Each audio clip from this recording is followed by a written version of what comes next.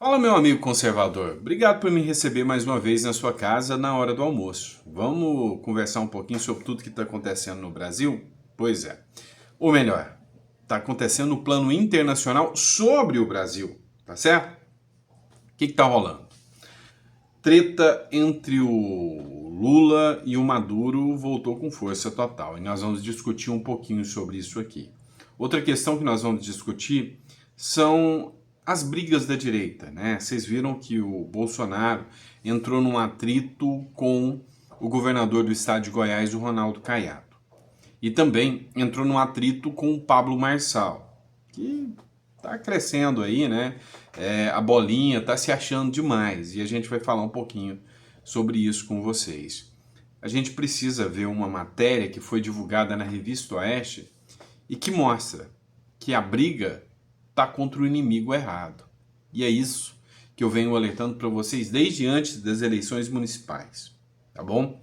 Então, fica ligadinho no canal, não esquece de se inscrever, curtir, compartilhar. Se você ainda não fez o download dos livros, estão aqui disponíveis para você fazer o download aqui, tá bom? E essa viagem acabou atrapalhando um pouquinho para a gente trazer novas obras, mas logo a gente está trazendo para vocês aqui, beleza?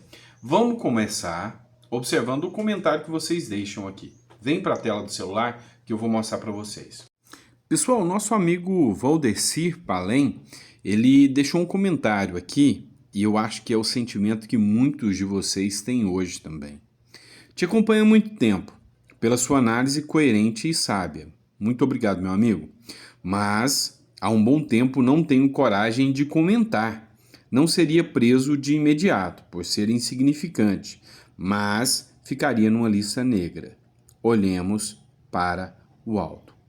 Pessoal, isso é grave demais. Numa democracia, literalmente as pessoas terem medo de falar ou de escrever, ou de simplesmente deixar o seu comentário num canal do YouTube. Deixa pra mim aí o comentário se você tem esse mesmo medo. Porque assim, a partir do momento que você tem medo de expressar a sua opinião, é que democracia não é, né? Tem alguma coisa errada nessa história. E eu começo a perceber que cada vez mais e mais pessoas vêm passando exatamente por esse problema. Medo de se expressar, medo de deixar o seu comentário, medo de expor sua opinião. Por quê? Porque sabe que pode ser perseguido pelo regime. Mas vamos lá, vamos começar com a matéria aqui. Mas vamos lá, vamos começar de matéria, né? Entre tapas e beijos vem o Lula e o Maduro, né? Em novo post, a Venezuela acusa o Brasil de agressão e intensifica a crise diplomática. Quem dorme com criança acaba mijado. Quem mexe com ditador acaba se enrascando. É o que a gente percebe. E assim, o Lula faz questão de se alinhar a essa turma. Só que agora ele quer separar sua imagem, né, dessa figura e o negócio acaba ficando difícil de terminar esse relacionamento.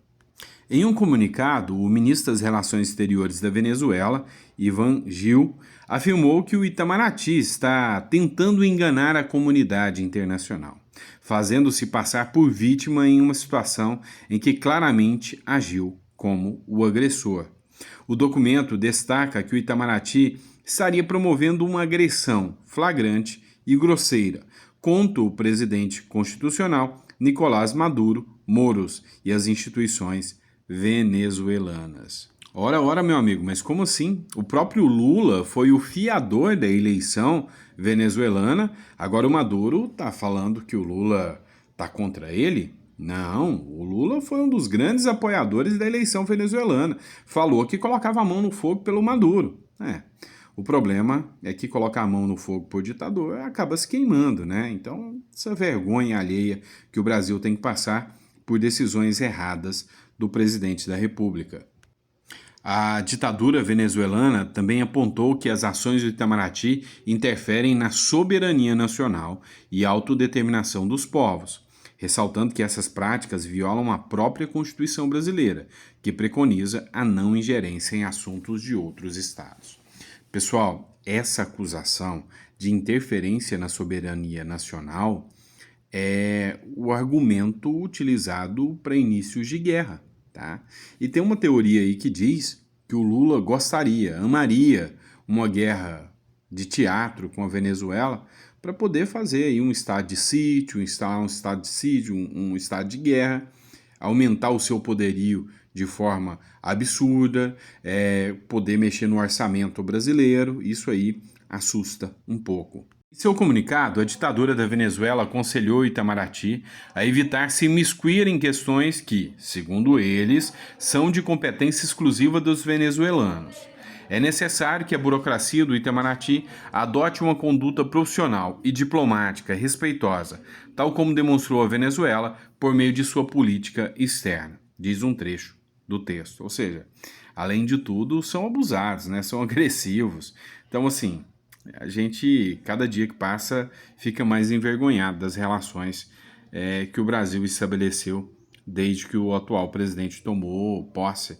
E aí o ponto que fica sempre é a saudade do tempo em que Maduro era persona non grata dentro do Brasil, do tempo que um decreto do Bolsonaro falava que se o Maduro pisasse no Brasil, seria preso, né? E aí, nunca teve esse tipo de agressão, ou se teve também, nunca foi levado a sério, porque o Bolsonaro nunca teve qualquer tipo de relação amistosa com esse tipo de ditadura. Mas agora deixa a sua risada, porque essa crise na Venezuela expôs alguns fatores que estão deixando o PT em colapso. Pois é, rolou uma briga interna dentro do PT, porque tem uma ala do PT que ela é bem mais ideológica, comandada pela Gleisi Hoffmann.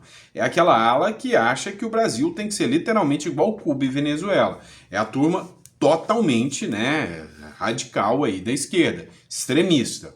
Já tem uma turma do PT que só quer estar no poder. Então, estão defendendo até que o PT aposte numa postura mais conservadora, numa postura mais de direita, para poder se alinhar um pouco mais ao centrão. Pois é, tá rolando uma briga dentro do PT por causa dessa crise com a Venezuela, porque a Gleisi quer que o Maduro vá lá, ajoelhe e faça salve Maduro. Pois é, a outra ala quer que o Lula se afaste logo, porque está queimando a imagem do Lula, né? O fato é que o PT, sob a direção e a presidência da Gleisi Hoffmann, reconheceu Maduro como presidente da República da Venezuela. Então, os fatos não estão batendo, tá? O Lula não reconheceu, o PT reconheceu. E o Lula acabou entrando numa sinuca de bico. Acompanhe aqui comigo. Escalada da crise entre o Brasil e a Venezuela divide o PT internamente. Essa matéria é da revista Oeste, eu sempre cito os créditos para vocês. A crise diplomática recente entre o Brasil e a Venezuela intensificou divisões dentro do Partido dos Trabalhadores. De acordo com informações de bastidores do jornal O Estado de São Paulo, a presidente do partido, a deputada Gleisi Hoffmann, saiu em defesa do assessor do presidente Luiz Inácio Lula da Silva, Celso Amorim, depois de ele receber críticas do governo de Nicolás Maduro. Contudo, o PT não dá sinais de que vai revisar o reconhecimento da vitória de Maduro nas eleições de julho. Gostam de ditadura, né? Porque para reconhecer o PT, para o PT reconhecer o Maduro como presidente eleito, é porque gostam, né? De fingir que defendem democracia, mas na realidade defendem pessoas como o próprio Maduro. Pessoal, mas já que a gente falou da briga dentro do PT, a gente precisa lavar roupa suja aqui dentro da direita também. Uma matéria bem inteligente do Augusto Nunes, na revista Oeste, tratou do seguinte: peraí, mas e as brigas que estão acontecendo dentro da direita? E essas questões que surgiram entre Pablo Marçal, Caiado, Tarcísio, tem que ser resolvidas. Tem que sentar e fazer uma discussão de relacionamento. Eu vejo o seguinte ponto. Tarcísio, Caiado, Marçal e Bolsonaro não podem chegar em 2026 em briga, tá? O Caiado é uma figura muito querida no estado de Goiás, né? É uma figura que realmente a própria eleição mostrou, conseguiu eleger o Mabel dentro de Goiás. Ele é forte. Fora de Goiás, ele também tem muitos adeptos. Agora, o ponto seria, um racha entre Caiado e Bolsonaro não é salutar para ninguém. O certo seria essas figuras andarem juntas até 2026, senão, mais uma vez, a discórdia semeada dentro da própria direita vai dar a manutenção da esquerda no poder. É assim que eu vejo. Então, olha só essa matéria do Augusto Nunes. Ele citou aqui nessa matéria, e é interessante, o Paulo Pimenta, a visão do PT, mas observa o que ele fala. O Augusto Nunes foi certeiro nessa matéria. A briga errada. E literalmente é a briga errada. Só candidatos a porta-voz da tribo dos rancorosos estimulam o duelo entre Bolsonaro e Caiado. Entendam que aqui são duas figuras que têm que somar e não dividir. E essa briguinha que está sendo estimulada aí, inclusive por influenciadores e deputados de direita, tem um outro objetivo: rachar a direita para depois pedir bênção para o próprio PT. Os fatos berram que, nas eleições municipais deste ano, o desempenho do PT foi coisa de partido nanico. Como resumiu o ministro Alexandre Padilha, o time da Estrela Vermelha continua na zona de rebaixamento, constatação que lhe valeu a imediata transferência para o gueto dos traidores, ou seja, a partir do momento que o Padilha abriu a boca, foi colocado como traidor dentro do PT. Mais esperto, o ministro Paulo Pimenta fingiu não ter visto os náufragos ocorridos a um palmo do nariz. Não deu um pio sobre o fiasco em Santa Maria, onde nasceu, nem comentou a performance indigente da deputada Maria do Rosário, em Porto Alegre. Muito mais relevante teria sido a derrota sofrida por mais de 20 golpistas presos em 8 de janeiro de 2023, que se candidataram este ano. O ex-interventor para enchentes e inundações em território gaúcho não revelou os nomes dos candidatos às cidades em que ocorreram, nem os cargos que disputaram. Ou seja, o que o Augusto Nunes quis dizer aqui é que a tragédia é deles e não nossa. Para que a gente vai criar a tragédia aqui dentro da própria direita? São eles que não conseguiram eleger ninguém. São eles que estão fracos e, desnorteados. Para que vamos travar essa briga e essa falta de coerência aqui dentro da direita?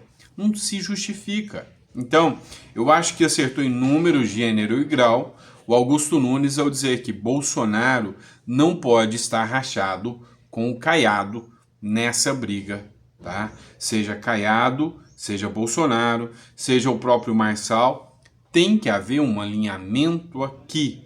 Todos são figuras que somam, tá? Tem que sentar, ter um entendimento e, ao final, todos apoiarem uma única figura para 2026, para, enfim, tirar a esquerda do poder. Você concorda ou não concorda com isso? Coloca no comentário. Porque a gente precisa entender uma coisa, muitas figuras estarão interessadas em ter, do seu lado, o poder. Essa matéria é de 2023, tá? No dia 7 de março de 2023, mal tinha começado o governo Lula. Exclusivo, Ratinho Júnior articula ser vice na chapa de Lula em 2026. O governador do Paraná, Ratinho Júnior, almeja voo mais alto, a vice-presidência em 2026. Veja bem, num cenário totalmente diverso do cenário atual, porque hoje a regra do jogo mudou. Na regra atual, ele já não quer mais ser o vice do Lula. Ele pensa um pouquinho mais alto. Agora, já para 2026, depois do resultado eleitoral do PSD, lembrando que o Ratinho é do PSD, o Ratinho Júnior defende que o PSD seja protagonista nas eleições de 2026. Ele não quer mais ser só o vice do Lula, talvez o presidente. Abre aspas, não dá para ser sublegenda de ninguém, afirma o governador do Paraná, estado onde o partido comanda 164 prefeituras a partir de 2025. Então, o jogo das cadeiras vai se tornar cada vez mais forte. Uma coisa é fato, né? Eu prefiro o Ratinho Júnior do que o Lula. Outra coisa é fato. Se a direita não estiver unida lá na frente, vai se perder. Então, nomes como o Ratinho Júnior, o Caiado, o Tarcísio, o Zema, o Bolsonaro, a Michele, o Marçal vão surgir. E aí, se o brasileiro não estiver preparado, é onde nós estaremos com graves problemas, porque vai ter muita gente pronta para disputar, mas a vaga, né, acaba ficando com o inimigo. E aí surge a figura do Pablo Marçal, né? Marçal diz para Bolsonaro cuidar da vida e que pau vai quebrar se as críticas continuarem. O fato é que o Bolsonaro está incomodado e preocupado com o Pablo Marçal e está criticando o Pablo Marçal o tempo todo. E o Marçal está se achando muito grande a ponto de chamar o Bolsonaro para a briga, né? O pau vai quebrar se as críticas continuarem. É um jogo de ego feio, bobo e chato da direita. O ex-coach Pablo Marçal publicou nesta sexta-feira um vídeo em que atacou o ex-presidente Jair Bolsonaro. Em meio a tensões pela liderança da direita e com as eleições presidenciais de 2026 à vista, Marçal pediu para Bolsonaro tocar a vida e disse que se o ex-presidente não estiver em paz, o pau vai quebrar. Bolsonaro, toca a sua vida aí, irmão. Seja candidato, deixe eu em paz aí. Estou falando sério. Eu gosto de você. Fica tranquilo. Toca a sua vida. Eu já vi que tem todos os bolsonaristas querendo se levantar contra mim. Eu estou de boa. Eu vou fazer o que eu tenho que fazer aqui e em 2026. Nós vê, disse o ex-coach que já demonstrou a intenção de se candidatar à presidência em 2026. E aí eu quero que você deixe o seu comentário. No meio dessa briga entre Marçal e Bolsonaro, qual dos dois estão errados? Os dois, tá? Os dois estão errados.